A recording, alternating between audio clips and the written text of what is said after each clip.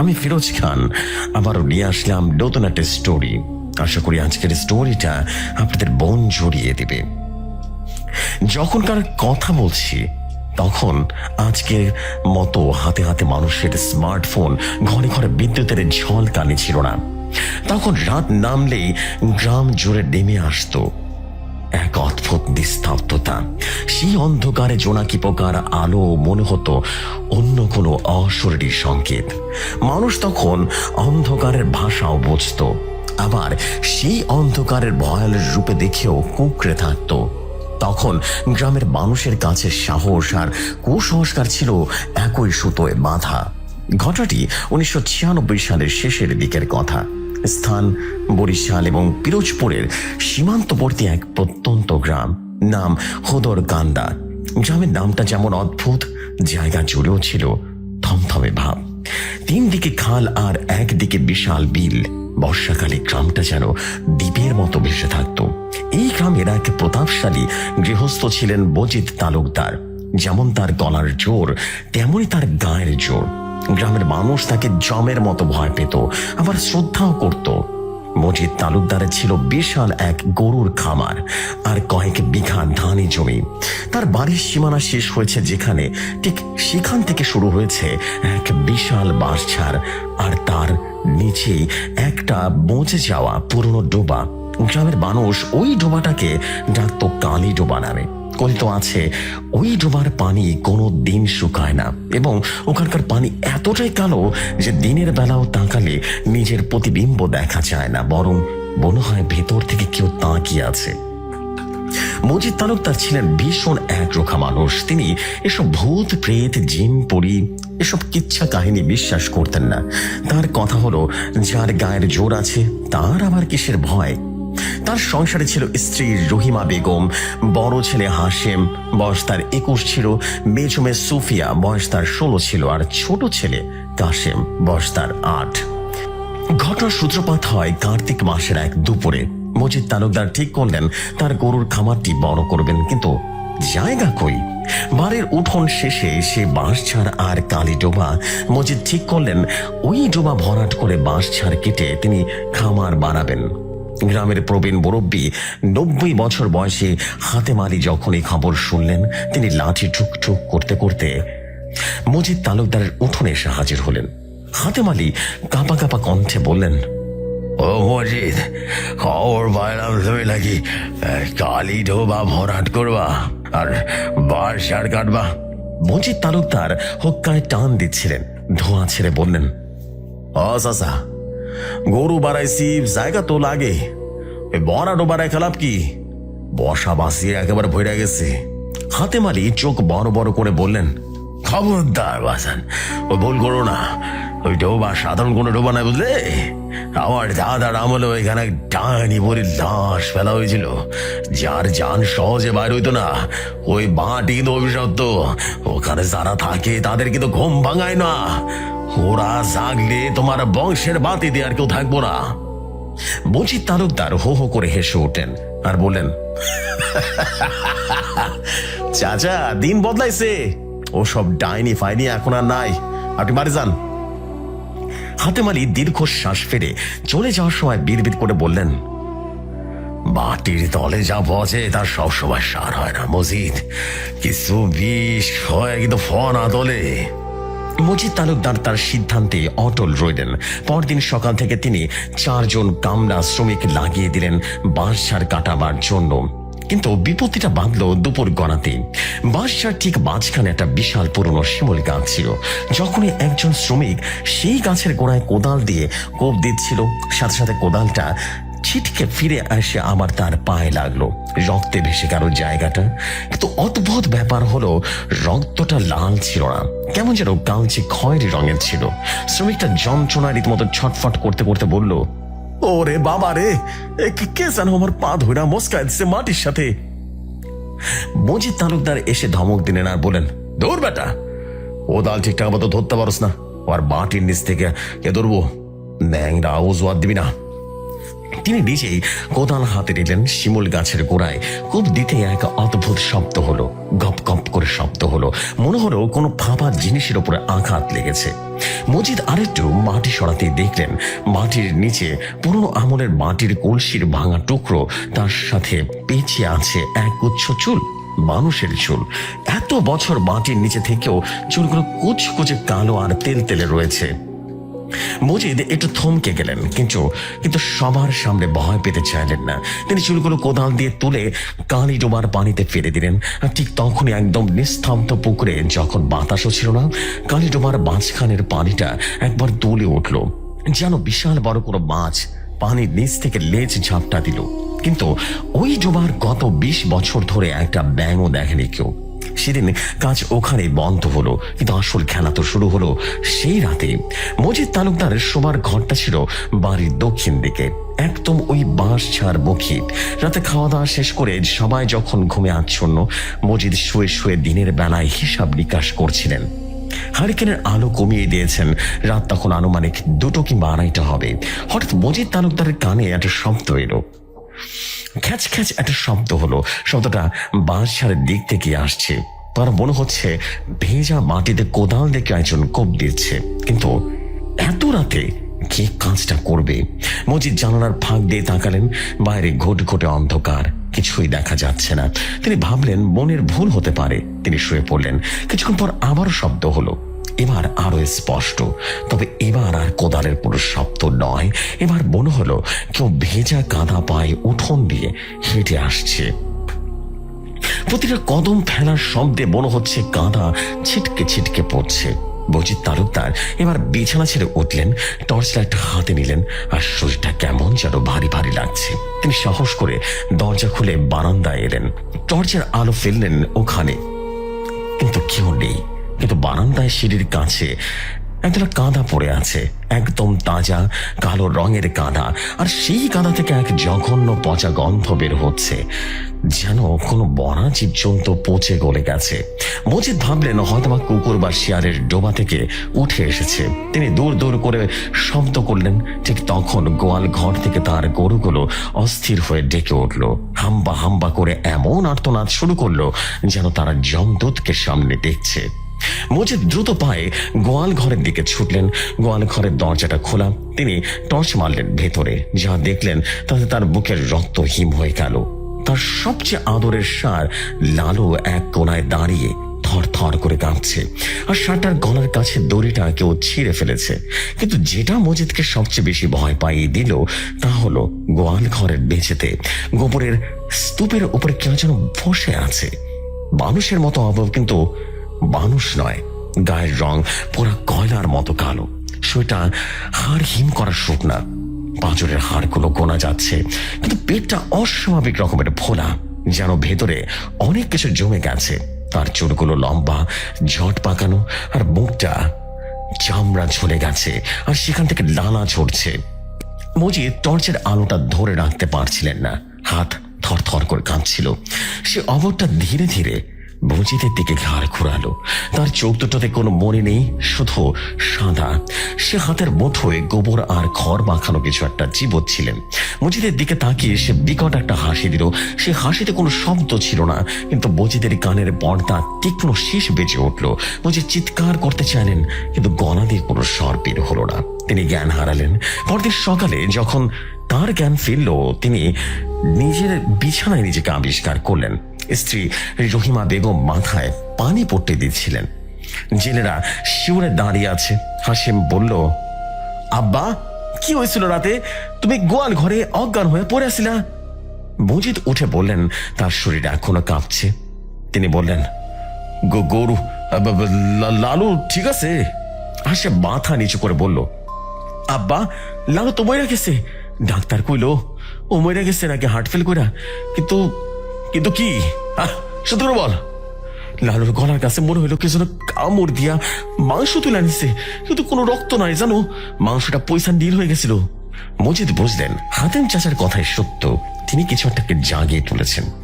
সেই বিভৎস পিশাচের মতোই তিনি তার অজান্তে কোনো এক পিশাচের আস্তানা ভেঙে দিয়েছেন।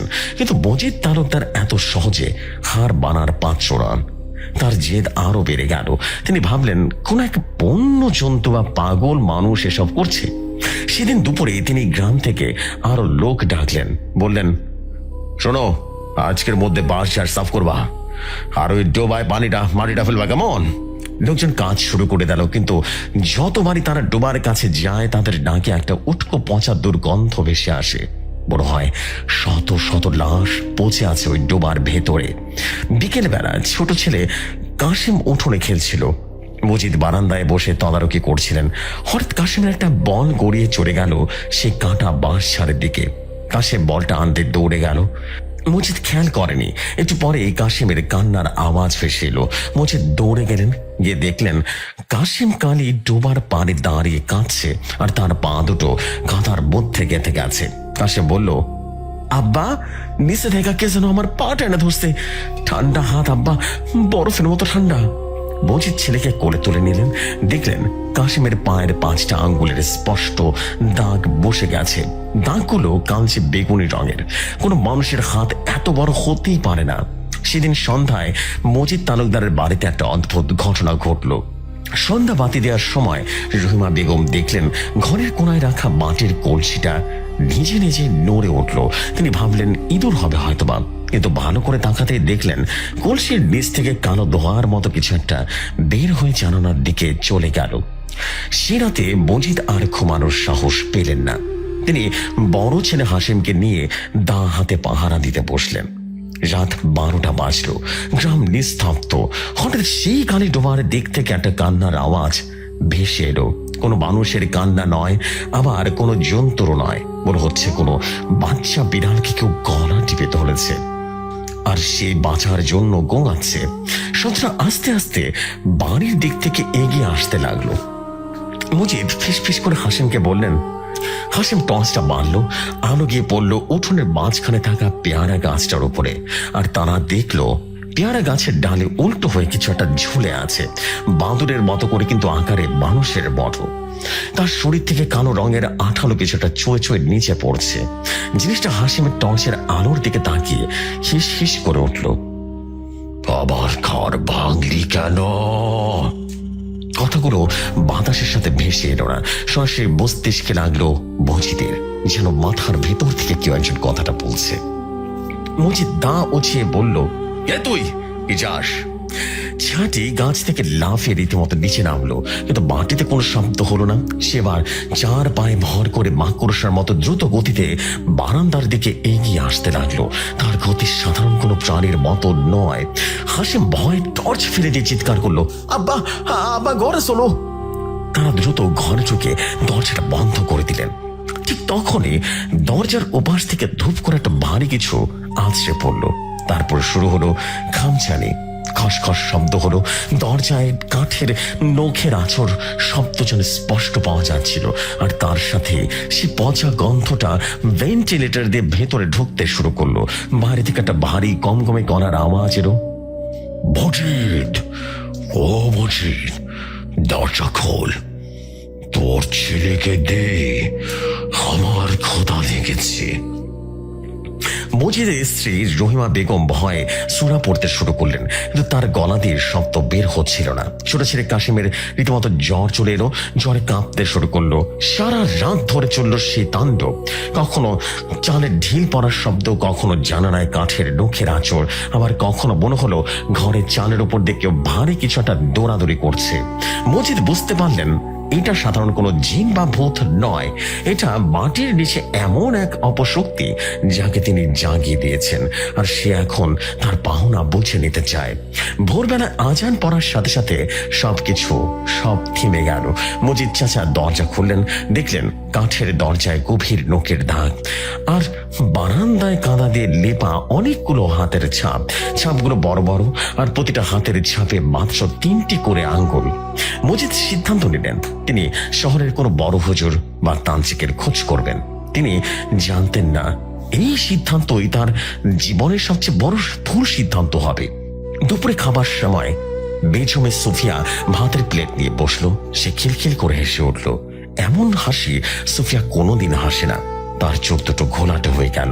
সে তার বাবার দিকে তাকিয়ে পুরুষালী গলায় বলল, কেরে মজিদ, হুজুর ডাকবি? ডাক, যত পারোস ডাক, আমি তোর রক্তে মিশে আছি। বলি সুফিয়া ভাতের প্লেটটি ছুঁড়ে মারল মজিদের দিকে। শুরু হলো এক ভয়াবহ অধ্যায়, যা মজিদ তালুকদারের কল্পনাতেও ছিল না। কালিডোবার সে পিশাচ এখন আর বাইরে নেই, সে এখন ঘরের ভেতরে রক্তের সম্পর্কের মাঝে আছে। ভাতের প্লেটটা মজিদ তালুকদারের দিকে ছুঁড়ে মারার পর সে অদ্ভুত ভাবে সুফিয়া তার নিজের ঘাটটা বাঁকিয়ে টেবিলের উপরে উঠে বসলেন। সাধারণ একটা 16 বছরের মেয়ের পক্ষে এইভাবে লাফে টেবিলের উপরে ওঠা অসম্ভব, কিন্তু সুফিয়া যেন হার হিম এক প্রাণী। রহিমা বেগম রীতিমতো ভয় চিৎকার করে উঠলেন, ও সুফিয়া, তোর কি হয়েছে মা? সুফিয়া রীতিমতো মায়ের দিকে তাকালো না, সে তার বাবার দিকে তাকিয়ে সে পুরুষালী কণ্ঠে আবারও বলে উঠল, মজিদ, তুই আমার ঘর ভাঙলি, এখন আমি তোর ঘর ভাঙবো। আমার শিকল দিয়ে বান্ধা রাখেছিলি না, মনে নাই? তোর দাদার পাপ তোর ঘাড়ে চাপছে। মজিদ তালুকদার শক্ত মনের মানুষ হলেও নিজের মেয়ের এমন অবস্থা দেখে তার হাত পা অবশ হয়ে আসছিল। তিনি কাঁপা কাঁপা গলায় বললেন, তুই কে? আমার মায়ের স্যারে দে বলতেছি।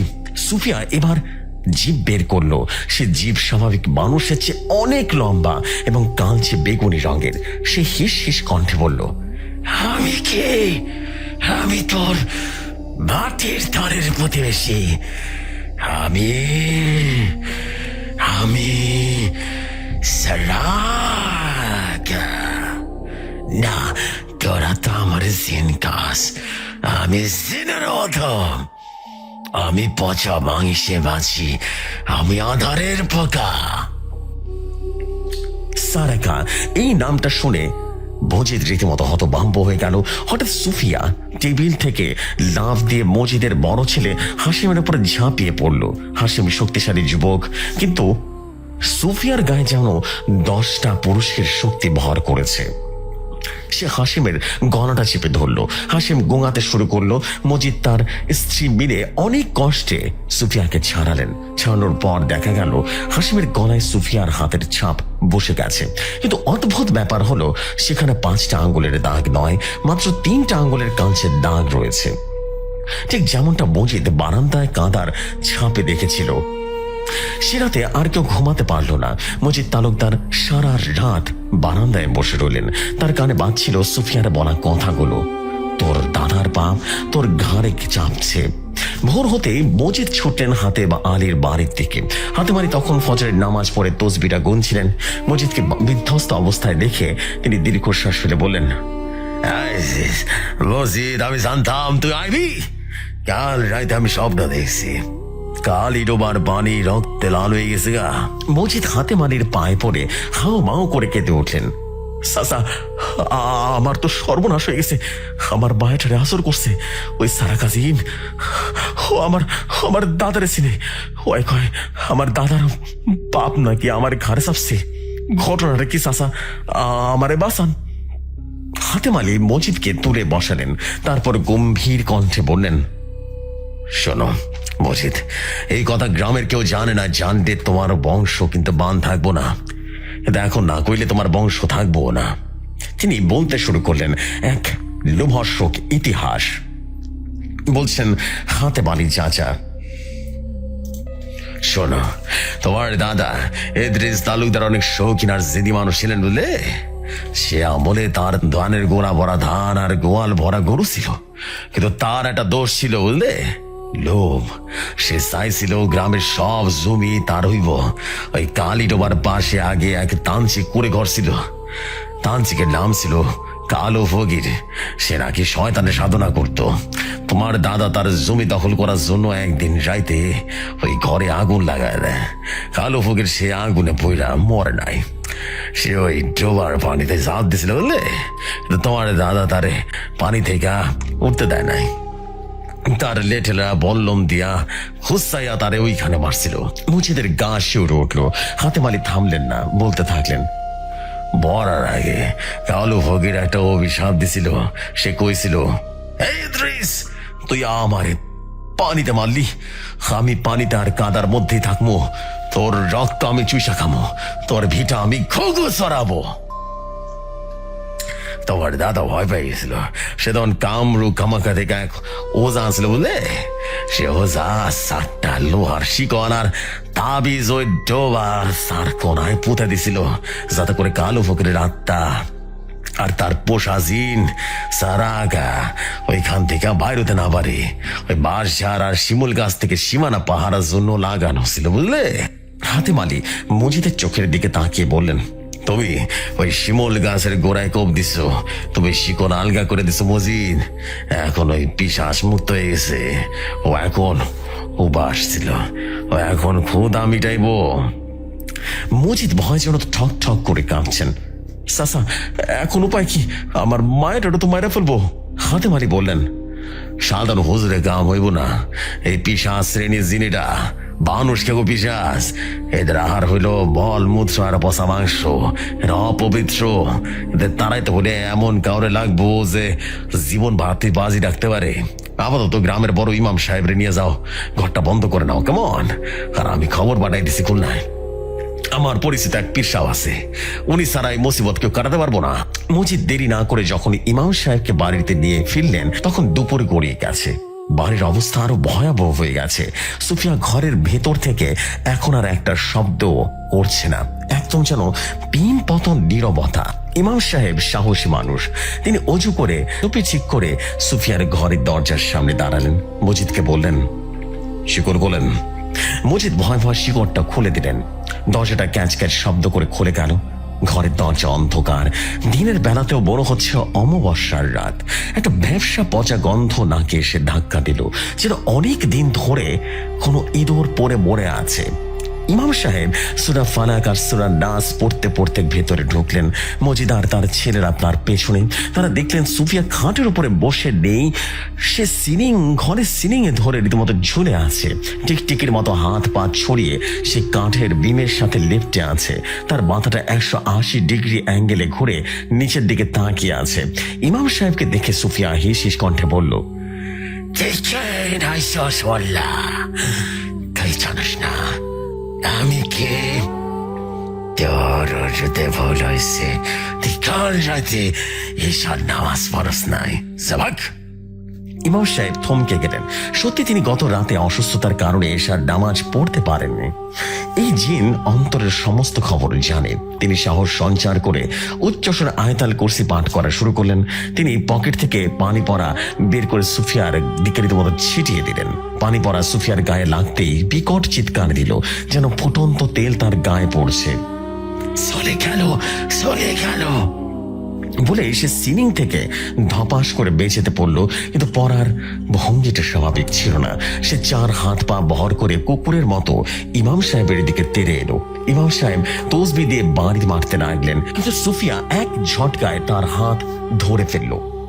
ইমাম সাহেব দেখলেন সুফিয়ার চোখ দিয়ে রীতিমতো আগুনের মতো লাল আভা বের হচ্ছে। সুফিয়া ফিসফিস করে বলল, তোর সাহস ভালো, কিন্তু তুই আমার বাইন্দা রাখতে পারবি না। আমি একা না, আমরা অনেক। ওই ডোবায় আমার পুরো বংশ নষ্ট হয়েছে। হঠাৎ করে সুফিয়া মুখ দিয়ে রীতিমতো একতলা কালো রঙের পিচ্ছিল পদার্থ বমি করে দিল ইমামের গায়ের ওপরে। বমির গন্ধে ইমাম সাহেব বমি করতে শুরু করলেন এবং জ্ঞান হারালেন। মজিদ আর হাসেম মিলে কোনো মতে ইমাম সাহেবকে টেনে বাইরে আনলেন আর দরজাটা আবারও বন্ধ করে দিলেন। সেদিন বিকেলে ইমাম সাহেবের জ্ঞান ফিরল, কিন্তু তিনি আর ওই বাড়িতে থাকতে চাইলেন না। যাওয়ার সময় তিনি বলে গেলেন, মজিদ ভাই, এটা আমার কাম্য না, এটাই ফ্রিদার পিশাচের সংস্করণ, বুঝলে?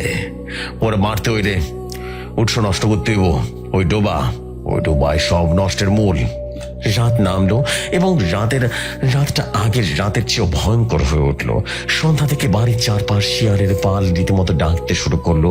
মজিদ তার স্ত্রী আর ছোট ছেলে কাশিমকে নিয়ে মাঝখানের বড় ঘরে আশ্রয় নিলেন। হাসিম আর মজিদ দুজন হাতে দা আর বল্লম নিয়ে পাহারায় আছে। রাত তখন আনুমানিক 12টা। হঠাৎ করে উঠান থেকে একটা শব্দ পেলেন, হাঁটার শব্দ। ভেজা পায়ে কে যেন হাঁটছে। মজিদ জানালার ফাঁক দিয়ে তাকালেন, যা দেখলেন তাতে তার রক্ত হিম হয়ে গেল। তিনি দেখলেন কালী ডোবার দিক থেকে একদল ছায়া মূর্তি তাদের উঠোনের দিকে এগিয়ে আসছে। তাদের উচ্চতা মাত্র 3 ফুটের মতো হবে, শরীরটা কুঁজো, আর প্রত্যেকের মাথায় বড় বড় চুল। তারা উঠোনের বাটিতে বসে আছে এবং তাদের হাতে কিছু একটা আছে। মজিদ ভালো করে তাকিয়ে দেখলেন তারা কাঁচা মাংস চিবিয়ে খাচ্ছে, আর এই মাংসগুলো তারা গোয়াল ঘরের মরা গরুটাকে রীতিমতো ছিঁড়ে ছিঁড়ে এনেছে। হঠাৎ সুফিয়ার ঘর থেকে একটা বিকট শব্দ হলো, মনে হলো কেউ দরজা ভেঙে ফেললো। মজিদ দৌড়ে গেলেন, গিয়ে দেখলেন সুফিয়ার ঘরের দরজা ভাঙা, শিকল একেবারে ছেঁড়া, আর সুফিয়া ঘরে নেই। সুফিয়া, মা আমার বলেই মজিদ চিৎকার করলেন।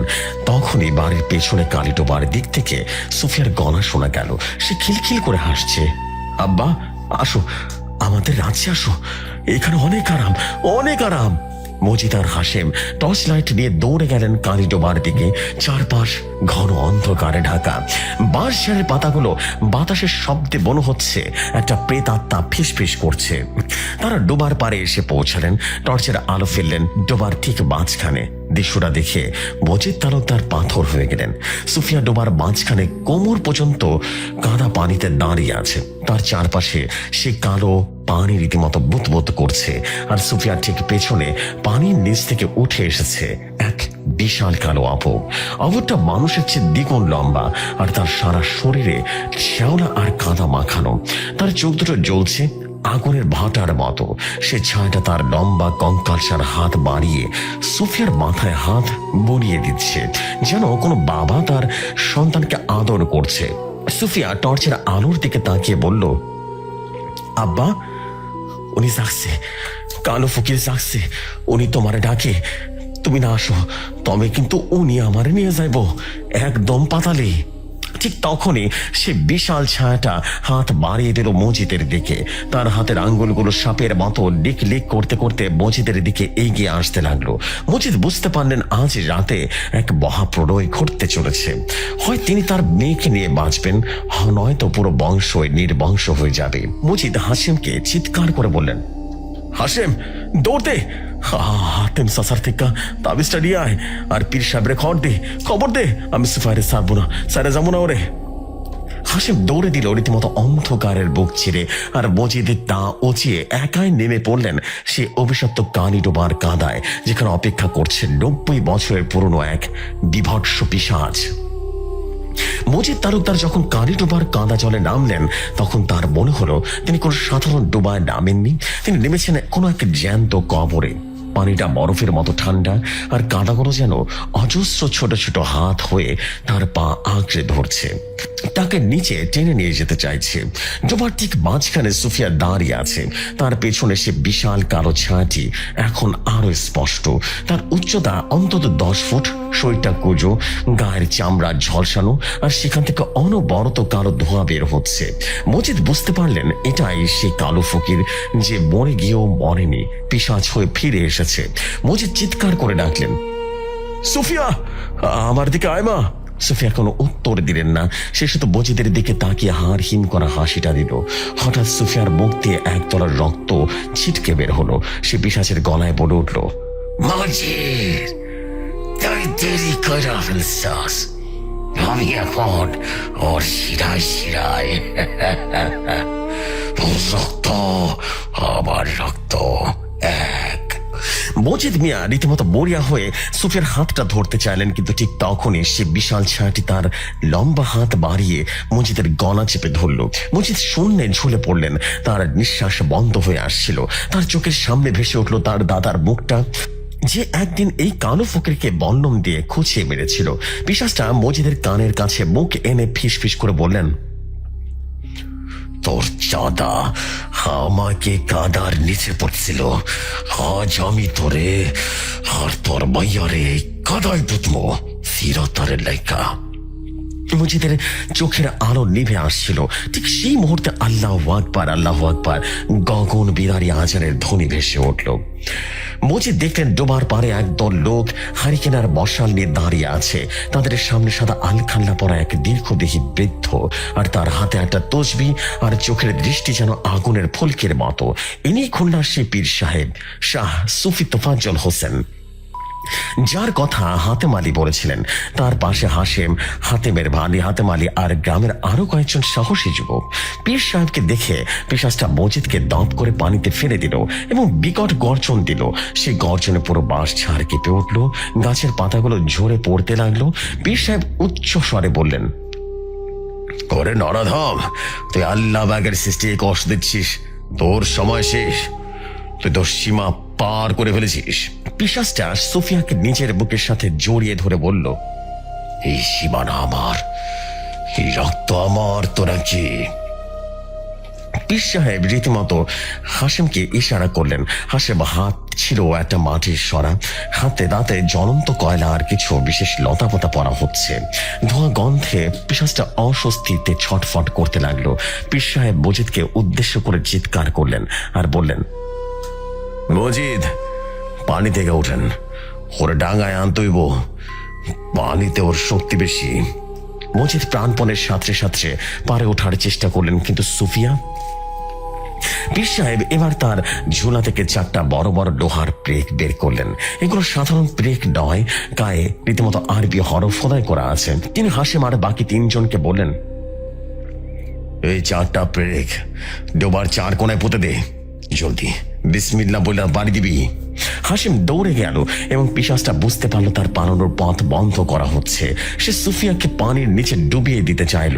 পীর সাহেব এবার সরাসরি ডোবার পাড়ে বসে পড়লেন এবং সূরা পড়তে শুরু করলেন।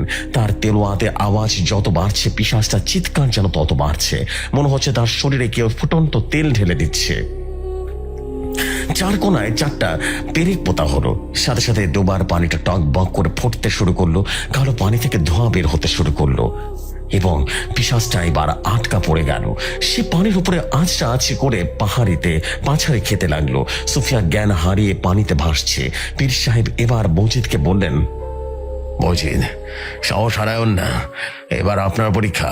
ওই দেখেন শিমুল গাছের গোড়ায় একটা কোপ দিছিলেন না, ওখানে একটা গর্ত আছে, ওই গর্ত হইল ওর নাভি, ওইখানে লবণ আর পোড়া মাটি ডাল দইব, পারবেন?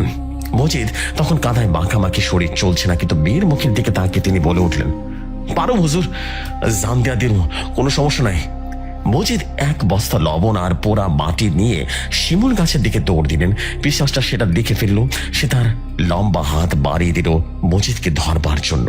হাতটা মজিদের পায়ে খুব কাছাকাছি চলে এলো। পীর সাহেব চিৎকার দিলেন, ইয়া হাইয়ু ইয়া কাইয়ুম, এবং তার হাতের তসবিটা ছুড়ে মারলেন পিশাচের দিকে। তসবিটা আগুনের গোলার মতো পিশাচের হাতে গিয়ে লাগলো। পিশাচটা যন্ত্রণায় হাত গুটিয়ে নিল। মজিদ সেই সুযোগে শিমুলের গাছের গোড়ায় পৌঁছে গেলেন। তিনি দেখলেন গর্তটা দিয়ে কালো রক্ত বের হচ্ছে এবং মাটির নিচ থেকে ধাপ ধাপ করে শব্দ হচ্ছে, যেন কোনো বিশাল হৃৎপিণ্ড স্পন্দিত হচ্ছে।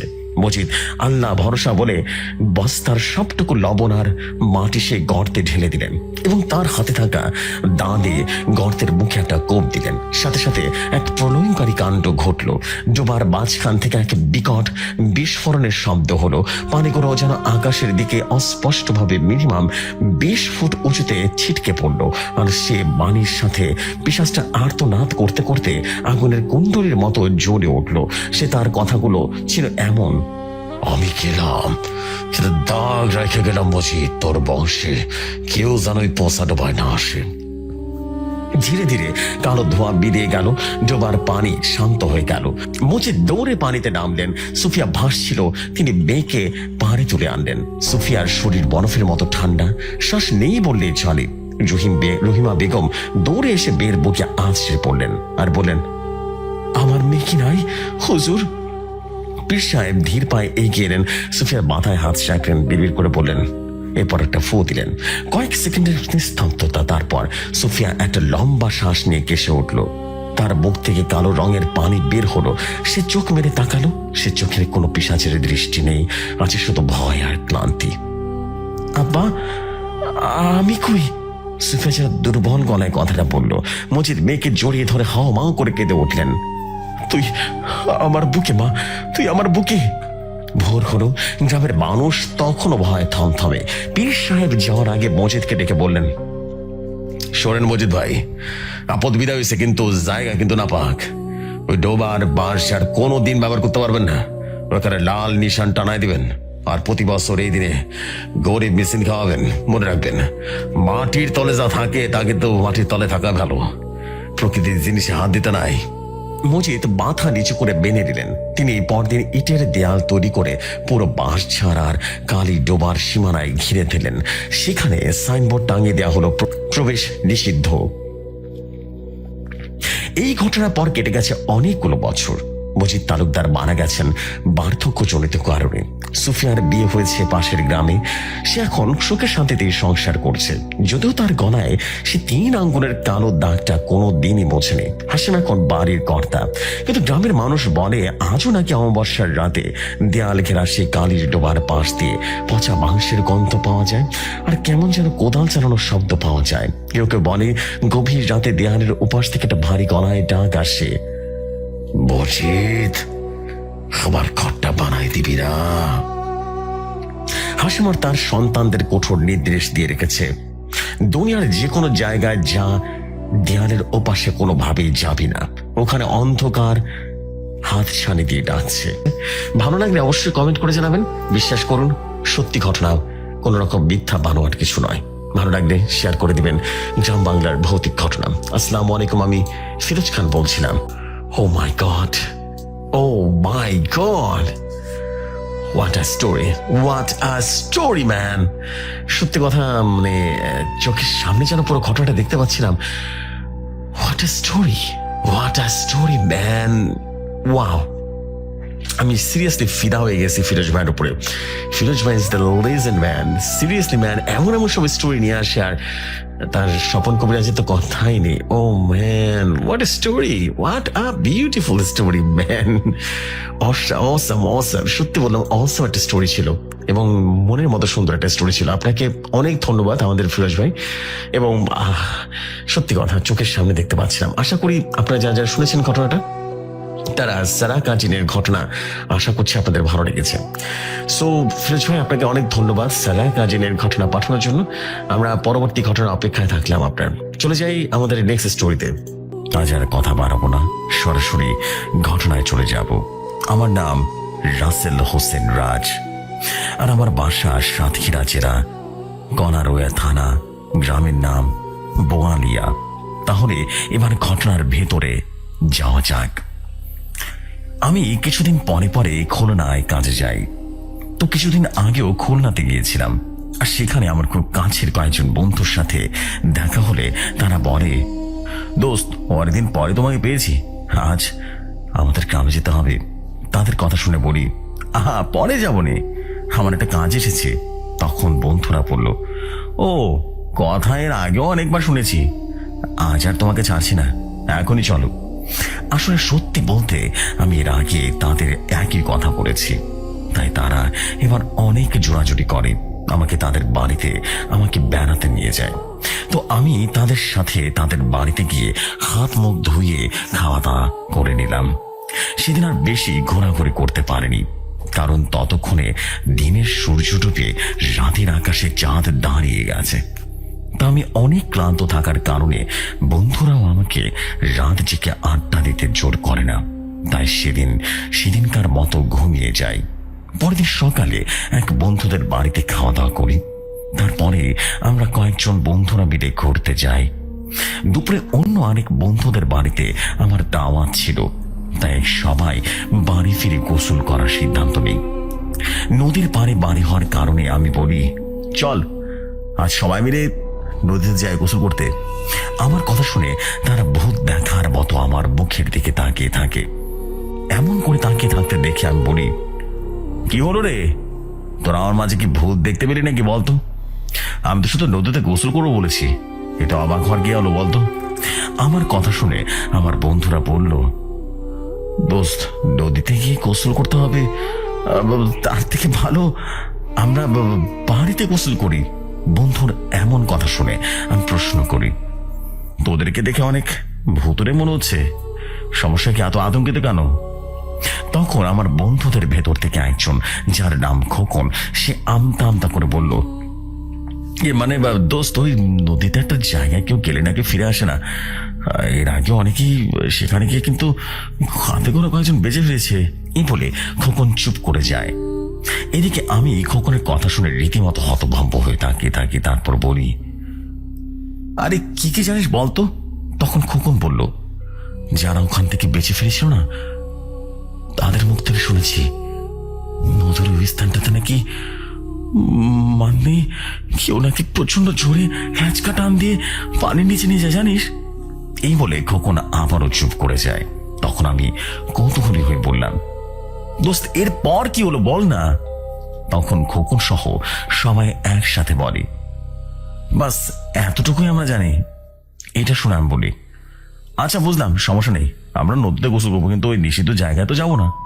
এরপরে আমার এত জোড়াজুড়িতে ওরাও একটা সময় রাজি হয়ে যায়। এরপরে খোকন আমাকে বলল, দোস্ত তুই একটু দাঁড়া, আমি বাড়িতে তোর জন্য একটা লুঙ্গি নিয়ে আসি। তখন আমি বললাম, আরে খোকন তুই একটু বেশি ভয় পাচ্ছিস, লুঙ্গি আনতে হবে না, আমি ভালো সাঁতরাতে জানি, বুঝতে পেরেছিস? তখন খোকন বলল, দোস্ত তাই বলে জিন্সের প্যান্ট পরে? এই প্যান্টে পানি লাগলে আর কিন্তু বেশি ভারী হয়ে যাবে, তখন কিন্তু সাঁতারও কাটতে সমস্যা হয়ে যাবে, এখনো সময় আছে, ভেবে দেখ। খোকনের কথা শুনে আমি হাসতে হাসতে বলি, আরে বেটা তুই একটু বেশি ভাবছিস আমাকে নিয়ে, চল দ্রুত, দেরি না করে, অনেক দেরি হয়ে যাচ্ছে তো। এরপরে আমরা সব বন্ধুরা মিলে নদীর পানি নামি। তখন নদীতে ভাটা চলছিল, তাই পানির অনেক টান ছিল। আমি বন্ধুদের জিজ্ঞেস করি, সে নিষিদ্ধ জায়গাটা কোথায় রে? সবাই তখন আঙ্গুল তুলে দেখিয়ে দেয়। তারা যে জায়গাটা দেখালো আমরা সেটার অনেক দূরে ছিলাম, কিন্তু আমরা যদি ভাটাতে ভেসে যাই তাহলে সেখানে অতি দ্রুতই পৌঁছে যাব। আমরা তখন পানিতে থাকলেও ছিলাম নদীর একেবারে ধার, যার জন্য ভাটাতেও আমরা দাঁড়িয়ে থাকতে পারছিলাম। যাই হোক, এর কিছু সময় পরে আমি সাঁতরাতে বেশ খানিকটা দূরে এগিয়ে যাই। এই পর্যন্ত সবকিছু ঠিকঠাক ছিল। এরপর আমি অনেক বেশি ভয় পেয়ে যাই, কারণ আমি দেখি আমি সে নিষিদ্ধ জায়গার দিকে ভাটার টানে খুব দ্রুতই ভেসে যাচ্ছি। তখন আমি আমার বন্ধুদের ডাকতে শুরু করি, বন্ধু এইখান থেকে দ্রুত উদ্ধার কর। এত সময় তারা একবারের জন্য খেয়াল করেনি, তারা নিজেদের ভেতরেই গল্প করছিল, তারা গোসল করছিল।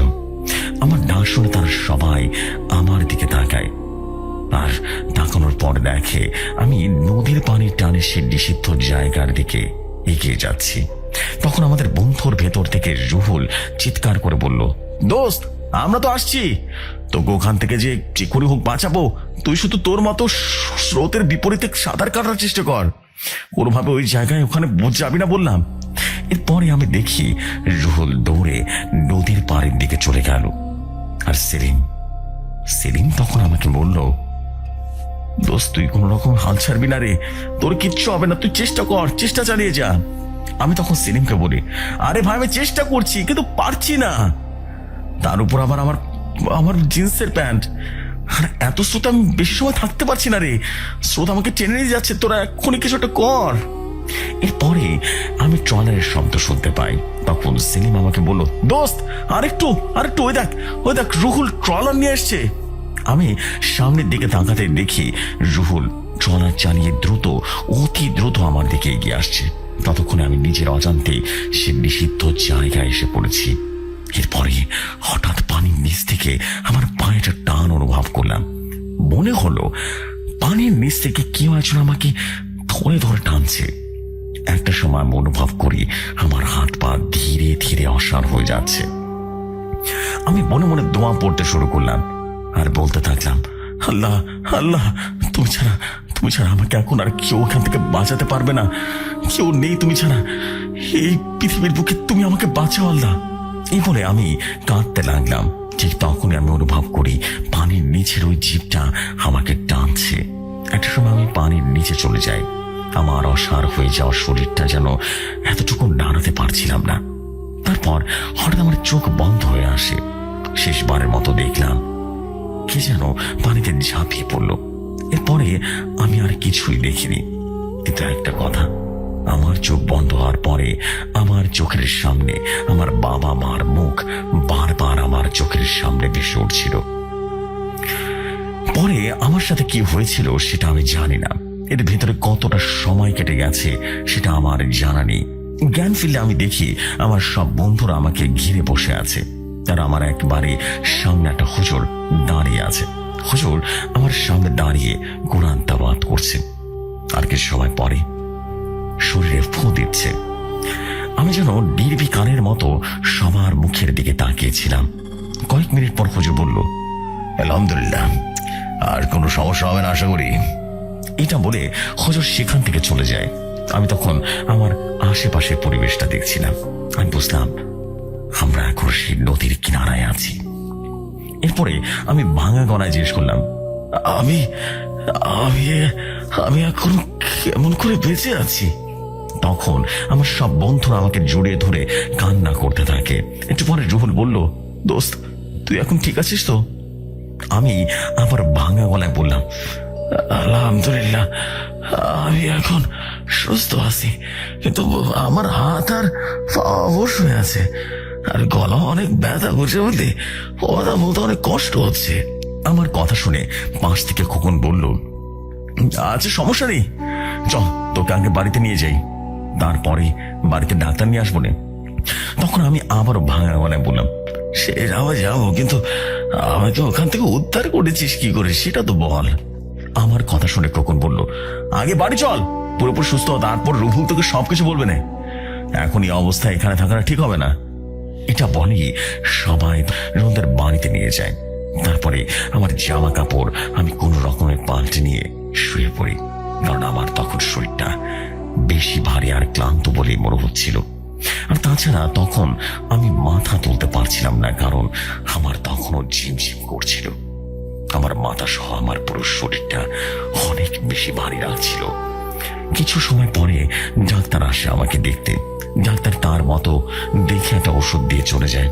তারপরে আমি কোনো রকম করে উঠে অল্প কয়টা ভাত খেয়ে ডাক্তার দেয়া ওষুধ খেয়ে নিই।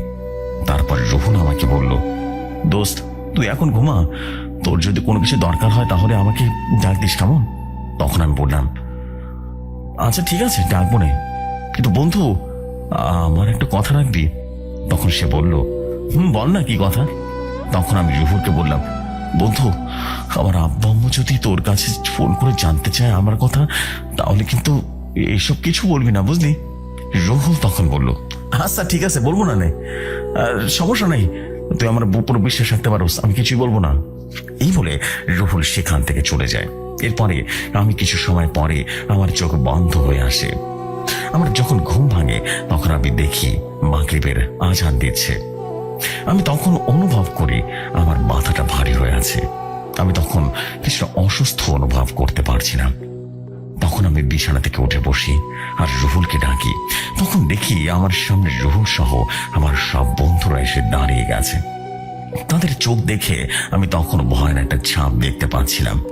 আমি বুঝতে পারছিলাম না ওরা তো ভয় কেন পাচ্ছে।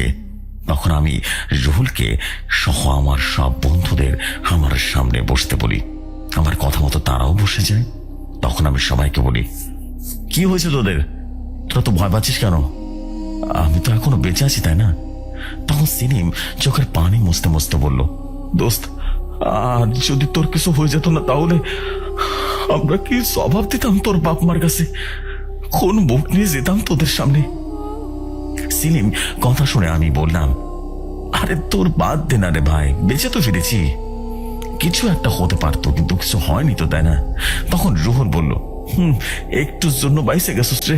এরপর রুহুলকে বলি, আচ্ছা রুহুল তুই তো আমাকে উদ্ধার করতে গেছিলিস, তা কি করে কি করলি, কিছু তো বললি না। তখন রুহুল বলল, তোর অসুখ শুনতে হবে না নে। রুহুল এমন কথা শোনার পর আমি একটু প্রস্তুত ছিলাম না, তাই আমি রাগান্বিত দৃষ্টিতে রুহুলের দিকে তাকিয়ে ভাঙা গলায় বললাম, রুহুল তুই কি বলবি না? হ্যাঁ। তখন রুহুল বলল, দোস্ত আমি পানির নিচে দেখেছি না, ওটা আমি যদি তোর সাথে বলি তাহলে এখানে কেউ আমার কথা বিশ্বাস করবে না রে। তখন আমি বললাম, কারো বিশ্বাস করার দরকার নেই, তুই আমাকে বল, সব সত্যিটা বলবি, আমি সব বিশ্বাস করব। তখন রুহুল বলা শুরু করলো, আমি যখন নৌকা নিয়ে তোর কাছাকাছি গেছিলাম না, তখন দেখি তুই পানির নিচে চলে গেছিস, এমনকি বাঁচার জন্য হাত পা তুই নাড়াচাড়া করতে পারছিস না। তখন আমি সাহস করে নৌকার উপর থেকে রীতিমতো ঝাঁপিয়ে পড়ি। তখন দেখি তোর শরীর থেকে কালো এক ধরনের ধোঁয়ার মতো কিছুটা বের হচ্ছে। তখন তোর চোখ বন্ধ ছিল। তারপর আমি তোকে টেনে তোরে রীতিমতো উপরে নিয়ে আসি। দেখতে পাই তোর পায়ে একটা হাত শক্ত হয়ে ধরে আছে, কিন্তু হাতটা যে কার সেটা আমি দেখতে পাইনি। কিন্তু ওর হাতে অনেক বড় একটা কালো লোম ছিল জানিস, আর তার আঙ্গুলগুলো অনেক বড় বড় আর ধারালো নৌকো ছিল। এটা দেখার পর আমার শরীরের সবটুকু জোর দিয়ে তোকে উপরের দিকে নেওয়ার চেষ্টা করেছিলাম। এরপর হঠাৎ করে পানির নিচে রীতিমতো হুড়মুড় করার শব্দ শুরু হলো। এরপরে সে লোমশ হাতটা তোর পা ছেড়ে দিল। সাথে সাথে আমি তোকে নিয়ে রীতিমতো উঠে আসতে থাকি জানিস। আমি শুনতে পাই পানির নিচ থেকে কেউ একজন আমাকে বলছিল, রোহল, তুমি তোমার বন্ধুকে এখান থেকে যতটা তাড়াতাড়ি পারো ওপরে নিয়ে যাও, আর একবারও নিচের দিকে তাকাবে না। আর এখনই তাকে মসজিদের ইমামের কাছে দিয়ে চলে আসবে, সে ঝাড়ফুঁক করে দেবে। আমি এটাকে দেখছি, তুমি চলে যাও রোহল। এরপর আমার কাছে একটা ভয়ঙ্কর গমগমে আওয়াজ আসে, যেন কি একজন পানির নিচ থেকে আমাকে বলছে, সর্বনা সর্বনা, আমি তোকে সবাইকে মেরে ফেলবো। আমি তোদের উপরে আমার দৃষ্টি রাখছি, তার মানে তোরা শেষ।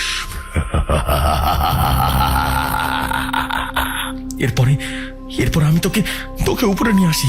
এর আগে কখনো আমি এমন কিছু সামনাসামনি হয়নি জানিস। আমার খুব ভয় লাগছে রে, যদি কোনো সমস্যা হয়। এই বলে রুহুল চুপ করে বসে থাকে। আমি রুহুলের কথা শুনে হাঁ করে তার দিকে তাকিয়েছিলাম। তারপরে আমি আমার আশেপাশে তাকিয়ে দেখি আমার সব বন্ধুরা চোখ বড় বড় করে রুহুলের দিকে তাকিয়ে আছে। তাদের দেখে এমনটা মনে হচ্ছিল তারা যেন কিছু না দেখলেও সব কিছু দেখতে পাচ্ছে। হঠাৎ করে আমার পাশ থেকে খোকন বলে উঠল, আচ্ছা সব বুঝলাম, কিন্তু আমার মনে একটা প্রশ্ন আছে। সেটা হলো, তোকে বাঁচিয়েছে ওটা কে ছিল? তখন হুট করে আমার মুখ থেকে একটা নাম বের হলো, সেটা হচ্ছে জাবেল। জাবেল নামটা শুনে আমার বন্ধুরা আমাকে জিজ্ঞেস করলো, জাবেলটা কে? তখন আমি কথা ঘুরিয়ে বললাম, আরে কেউ না, এমনি বললাম আর কি। যাই হোক, এরপরে আমি 2-3 দিন বন্ধুদের বাড়িতে থাকি, কিন্তু এর ভেতরে আর কোনো সমস্যা দেখা দেয়নি। কিন্তু বাড়িতে আসার পরে প্রায় রাতে স্বপ্ন দেখতাম কালো লম্বা একটা অভব পানির ভেতর থেকে ধীরে ধীরে আমার দিকে এগিয়ে আসছে। আর আমি যেখানে দাঁড়িয়ে থাকতাম সেটা ওই নদীর পাড়ে। আমি তখন নির্বিকার চোখে চেয়ে দেখতাম কালো জমাট বাঁধা অন্ধকারটা আমার দিকে এগিয়ে আসছে, মানে নদীর পাড়ে আসছে। 5 দিন পর স্বপ্নটা দেখলাম।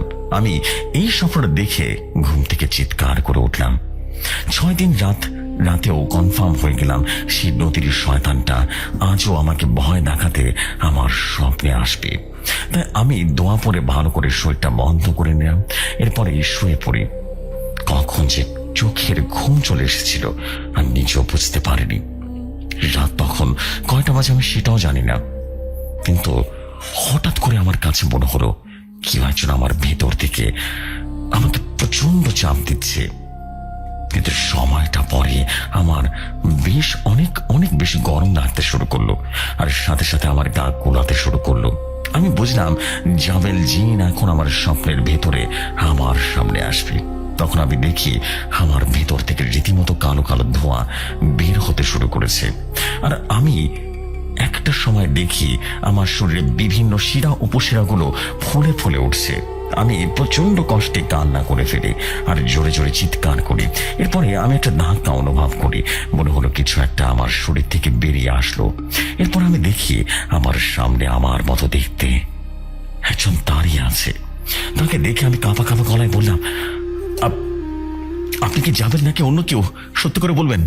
তখন আমার মতো দেখতে সে আমার সামনে চোখে চোখ রেখে বলল, রাসেল রাজ, তুমি ভয় পেও না। আমি জানি তোমার সাথে এখন যে ঘটনাগুলো ঘটছে সেগুলোর জন্য কাউকে বিশ্বাস করতে পারছো না। তোমার আর কোনো ভয় নেই।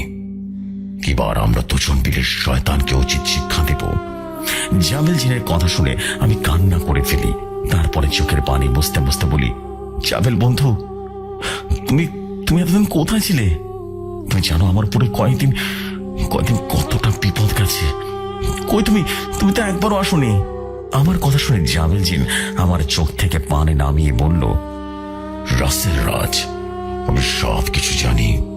তোমার এই কয়েকদিন কত বিপদ গেছে, কিন্তু আমি আসতে পারিনি তোমার কাছে, আসতে পারিনি তোমার শরীরের ভেতরে। এটা শুনে আমি হতভম্ব হয়ে বললাম, কেন আসতে পারোনি? তখন জাবেল জিন বলল, আসতে পারিনি এর কারণ তুমি ঘুমানোর আগে দোয়া পড়ে ঘুমাওনি। আর সেদিন পানির নিচে তোমাকে বাঁচাতে গিয়ে আমাকে তোমার শরীর থেকে পুরোপুরি বের হতে হয়েছিল, তাই আমি আর প্রবেশ করতে পারছিলাম না। আর এই কয়দিন তুমি ঘুমানোর আগে একটা বারো দোয়া পড়নি, এমনকি তোমার শরীরও বন্ধ করনি। ওই শয়তানটা তোমাকে তোমার স্বপ্নে দেখা দিত আর ক্ষতি করার চেষ্টা করত, কিন্তু সে বারবার আমার কারণে পিছনে ফিরে যাচ্ছিল। আর আমিও দূর থেকে বেশ কিছুটা করতে পারছিলাম না, কিন্তু যখন তুমি দোয়া পড়ে ঘুমালে তখন আমি আমার সর্বশক্তি এক করে তোমার শরীরে প্রবেশ করেছি।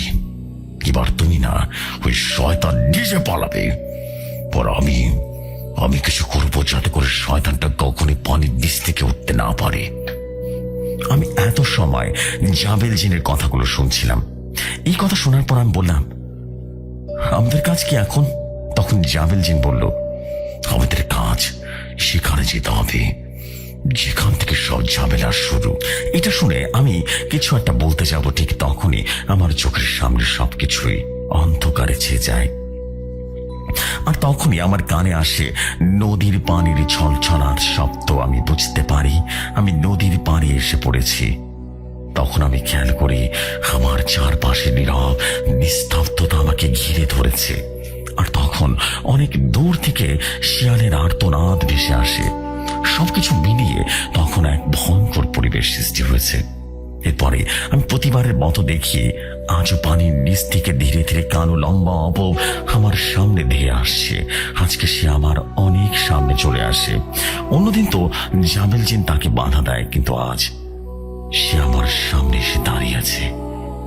আমি অবরটার দিকে তাকালাম, দেখি অবরটার সারা শরীর জুড়ে বড় বড় কালো লোমে ভর্তি, আর চোখের জায়গাটা জ্বলন্ত আগুনের কুণ্ডলি বের হচ্ছে।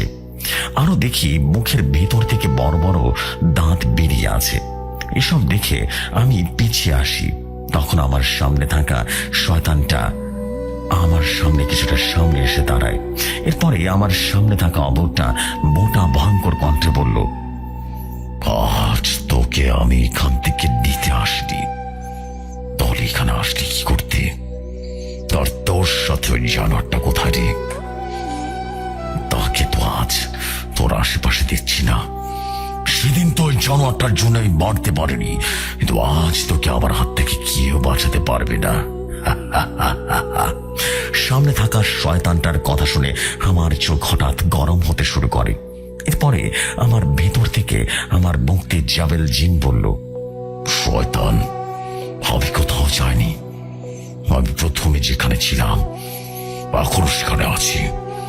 আর তুই নিজেও বুঝতে পারিসনি তুই কার সাথে লাগতে এসেছিস। মানে নিচে হয়তো তুই অনেক শক্তিশালী, কিন্তু উপরে উঠেছিস। এবার তোর কি হবে একবার ভেবে দেখ আমার হাত থেকে কিভাবে বাঁচবি। এরপর সে শয়তানটা দিকে তাকিয়ে বুঝতে পারে সে জাবেল জিনের কথা শুনে কিছুটা হলেও ভয় পেয়েছে। এরপরে জাবেল জিন আমার শরীরের ভেতর থেকে আমার মতো দেখতে একটা অপূর্ব রূপ নিয়ে বেরিয়ে আসে। তারপরে জাবেল জিন তার শরীরটা বেশ অনেকটাই বড় করে নেয়। এরপর তার রূপ পরিবর্তন করতে থাকে।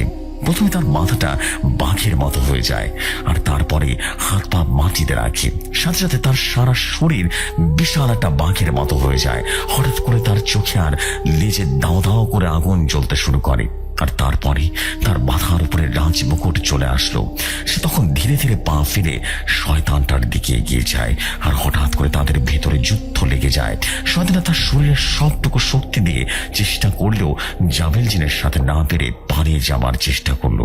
শয়তানটা যেই না নদীতে এগিয়ে গেল, তখনই সেখানে আগে থেকে অনেকগুলো কালো বাঘ দাঁড়িয়েছিল। এটা দেখে শয়তান বুঝতে পারে তার পালানোর কোনো রাস্তা নেই। তখন জাবেল জিন একটা লাফ দিয়ে শয়তানটার মাথায় একটা থাবা দেয়। সেই থাবা খেয়ে শয়তানটা অনেক দূরে গিয়ে পড়ে। তখন শয়তানটা উঠে দাঁড়াতেও পারছিল না। তারপরে জাবেল জিন শয়তানটার মাথার উপরে পা রেখে বলল, শয়তান, তোর শক্তি এতটুকুই যে শক্তি দিয়ে তুই অহংকার করিস। জাবেল জিনের কথা শুনে শয়তানটা আহত কণ্ঠে বলল, আমাকে মারবেন না, আমাকে এবারের মতো ক্ষমা করে দিন। এটা শুনে জাবেল জিন বলল, হ্যাঁ, তোকে মুক্তি দেব, একটু অপেক্ষা কর। এটা বলে জাবেল জিন এক হাত দিয়ে শয়তানটাকে জাবেল জিনের সোনার সেনাদের দিকে ছুড়ে মারে। তারপরে শয়তানটার দেহ তার কামড়ে কামড়ে ছিন্ন ভিন্ন করে দেয়।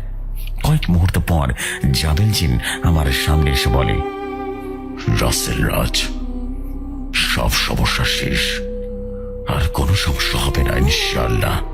এটা বলে জাবেল আমার শরীরের ভেতর থেকে ঢুকে পড়ে। আর এরপরে আমি শুনতে পাই ফজরের আজানের ধ্বনি। আর তখনই আমার ঘুমটা ভেঙে যায়। এই ছিল আজকের ঘটনা। আমার ঘটনা কিন্তু একেবারে মিথ্যে কোনো বানোয়াট গল্প মনে করবেন না। হ্যাঁ, একটা ঘটনার ভিতরে কিছু বানানো, সেটাও আপনাদের বোঝানোর জন্য। আর একটা কথা, আমি এই ঘটনার ভেতরে যতগুলো নাম ব্যবহার করেছি সবগুলো ছদ্মনাম, আর জায়গাটার নাম আমার দেওয়া। কিছু মনে করবেন না, আসলে সত্যি জায়গাটার নাম বললে হয়তো বা সমস্যা হলেও হতে পারে, তাই জায়গাটার নাম গোপন রাখলাম। সবাই ক্ষমা সুন্দর দৃষ্টিতে দেখবেন। আর এত সময় থাকার জন্য ধন্যবাদ, আপনাকে ধন্যবাদ। সবাই ভালো থাকবেন। আসসালামু আলাইকুম। ওয়ালাইকুম আসসালাম, mister Russell Hossain Raj. Wow, this is mysteriously horror story. আমি বলবো একই সাথে মিস্ট্রি এবং একই সাথে হরফায়ার একটা ব্যাপার স্যাপার ছিল। মানে এক কথা বলবো যে মার্শাল্লাহ, খুব ভালো একটা স্টোরি ছিল। বেশ ভালো একটা স্টোরি পড়তে পেরে আমার নিজের অনেক ভালো লাগলো।